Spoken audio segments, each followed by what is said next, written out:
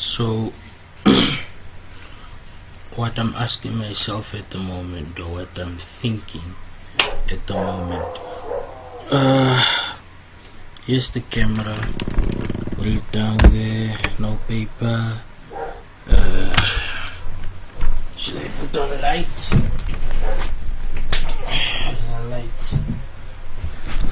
Turn on the lights.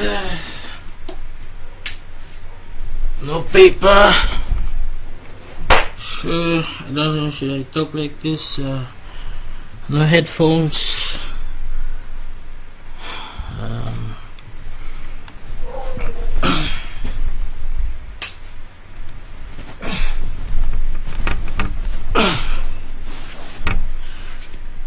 Okay. Anyway, I did that just to sort of state how this is sort of a process of me going through my mind.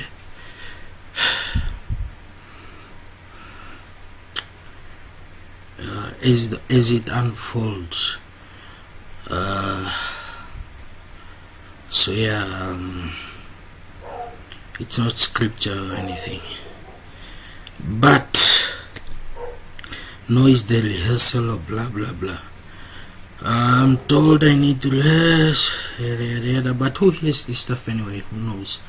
So right now I'm thinking,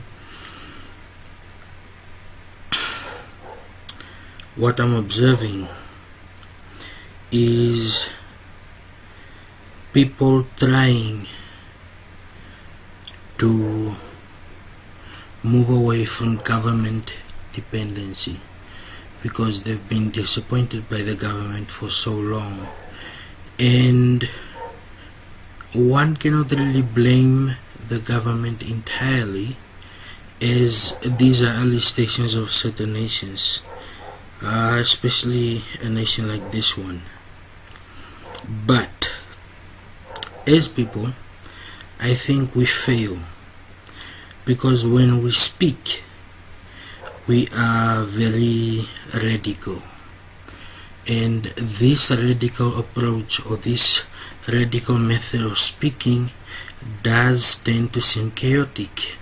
So when it seems chaotic, what do you expect the response will be? The response will be an armed response. Now, I'm not trying to defend anybody here based on the past video I just made. I'm just saying that information or education is very, very important. Not only do we have to know our rights, but we also have to know our sense of influence, and we also have to constantly think ahead, because if we are not thinking ahead, then how do we get ahead?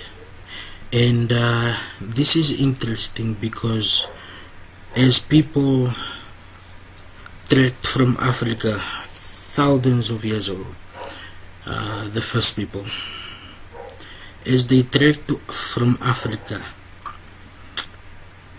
and ventured into Europe and Asia and so forth, what drove them? The thing that drove them was fear. Constructive fear or negative fear. It's just like the late, no, it's not Richard Dawkins, it's anyway, I forgot his name. He said, imagine a caveman who is in his cave. It is raining. He doesn't understand what rain is or why there is thunder. He is very scared, and he has a toothache that is very, very, very, very painful. And during those times, there were no painkillers, there's no medication, none of that. So the progression of humanity is a natural thing, right? And as we progress as people too, we should also try to adapt, and we should also try to look to the future first.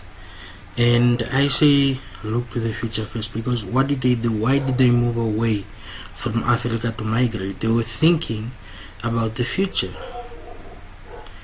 As underdeveloped as the first upright people were on the planet, they still had a sense of the need to discover. Why did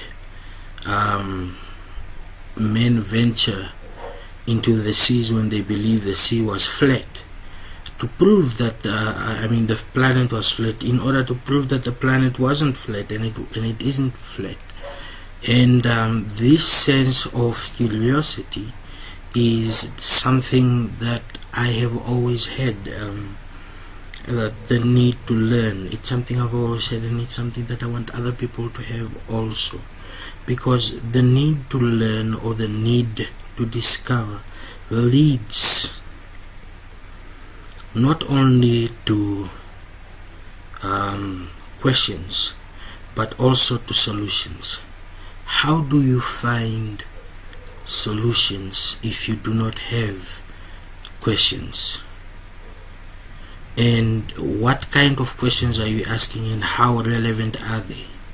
I believe that questions of the future are just as relevant as questions of the past, because eventually we will get to the future, because time does not stand still and wait for us to solve our problems. And as I said before, we tend to wait for government to give us solutions, and when we have plights, most of our plights are personal. And I believe this is why there is such a big gap between government and citizen in most cases, because if people are speaking about the same thing together, the government is more likely to listen. This can be illustrated by the movement affirmative repositioning, where the youth was speaking about land to the extent that there was a meeting with the president about land, and they ended up listening to the people and the plight for land. And this is the way things are supposed to be. We are here to correct the past, not to relive it. History is made. It's not just written. It's written afterwards. So if history is written afterwards, then that means that it is a natural instinct for us to think forward. Now, as we live in a money-based economy integrated with politics, a lot of people believe political affiliation will gain them more opportunities. I don't believe this to be true. Or even if it is true, how many people benefit then? Because when you have mass community projects without the involvement of the community, then who are you doing it for?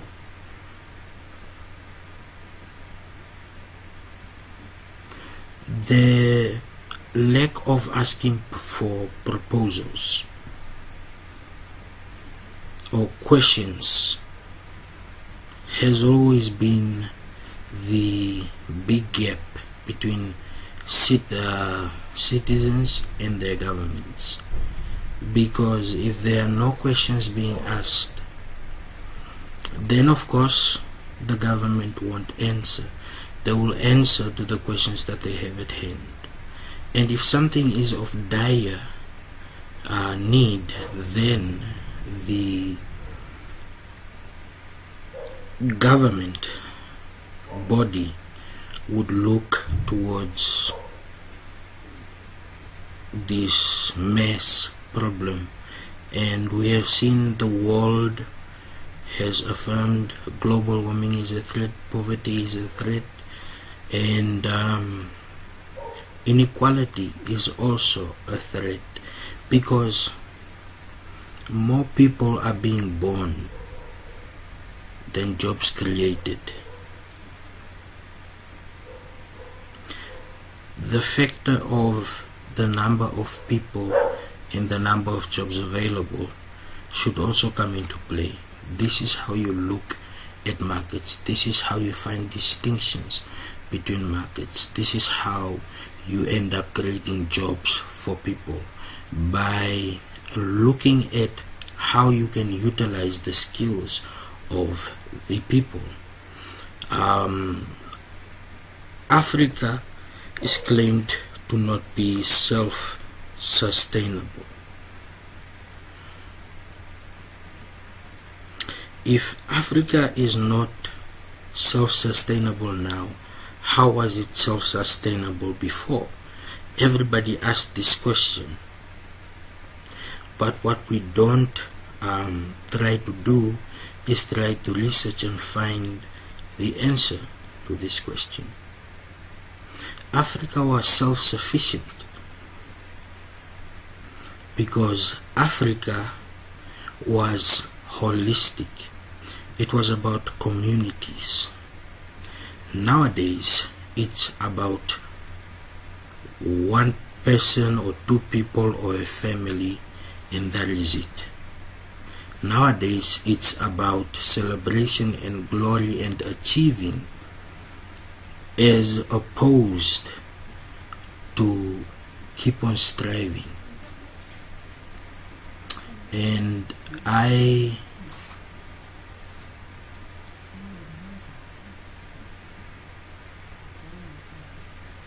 find myself striving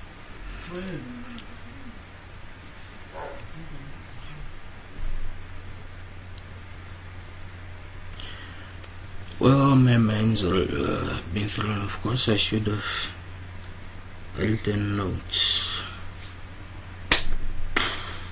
Anyway, so the citizens and government structures,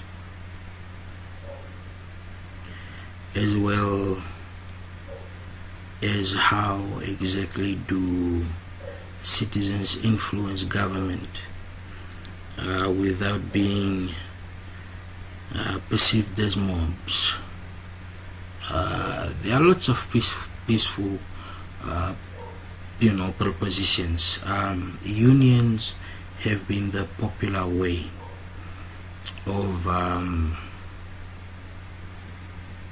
protecting workers and so forth. But rarely do unions take companies as well as people to courts. And this means the unions aren't as empowered as we thought. And like I was saying, the best way to assess what we have now is the dilemma of meaningful jobs is simple. We have to look at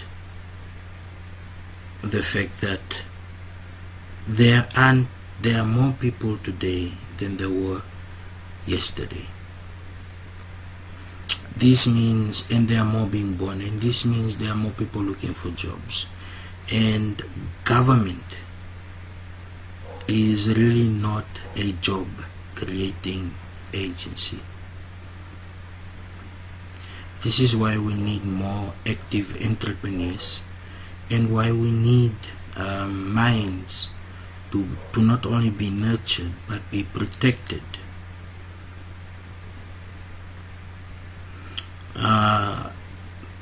the popular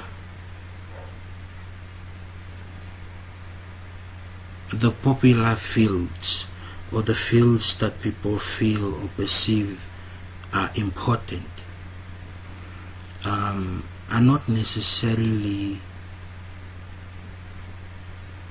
the fields that would suit anybody. I believe anybody can do whatever, but that doesn't mean they will do it with passion. And to instill passion in people is also a government duty. When we look at budgets, when we look at our countries, Africa, we don't trade. Not only do we not trade with each other, but we do not stand united as a front together when bargaining. Nor do we promote other African countries. One continent, and thus the entire continent ends up also working like a tribalist system, where if I need you, I'll come to you. If I don't need you, then I won't. So for all the successes in the world, we have those as blueprints for our way forward, but also the flaws. For example, we don't want people to be ruled by taxation that they might not be able to afford. But we cannot cut off taxation, because that is also a duty of a citizen. Taxation derives from obviously a long time ago. The kings used to, and lords used to take taxes for land and such and such and such, because they owed them. Old school renting. But we don't need to do this. For example, we see urbanization in a country with a lot of land, and we see abundant land that is left empty, which is cheaper, which would develop into new towns. How many new towns have developed in most African countries since they have attained independence, apart from the towns that they found there? Whatever you see, you have to develop. That's how my mind is set up. Everywhere I look, or when I look, I see what can I develop, how can this be developed, is this worth developing, is that worth getting involved in, what are the merits. And forward thinking that is seen as dangerous by some, will liberate many. And I just hope more people see this kind of light, that in order for you to be successful, you have to be ready to sacrifice, be it by having loans, by investing in something and working hard on it. But to say I am just incapable is a choice, and it's a choice some of us cannot make. Why am I alive then? Right? What am I doing here? Is it to go and work for someone else, or to work for myself and create opportunities for others? It's a choice. And in developing environments, it is a really good choice because it exists. So saying that policies that protect the interest of African nations or of an African nation or state is non-progressive or will stop the common nature of the way things work is absolute rubbish. For example, we have the second biggest canyon in the world, yet it is not one of the biggest tourist attractions in the world. It's not made known. Fellow African countries don't make it known. We have mostly European tourists, South African tourists, rather than African tourists as well. I can understand this because they live in poverty, but as African airlines that do not work together, and thus flying becomes expensive, whilst other countries do have trade deals that cut the cost of flying to the point that the people that fly there, that have high prices for their tickets, have to justify them by making the flights and the flight accommodation more comfortable and luxurious and so forth. So we are our own worst enemy, and we should do this. We should really do this.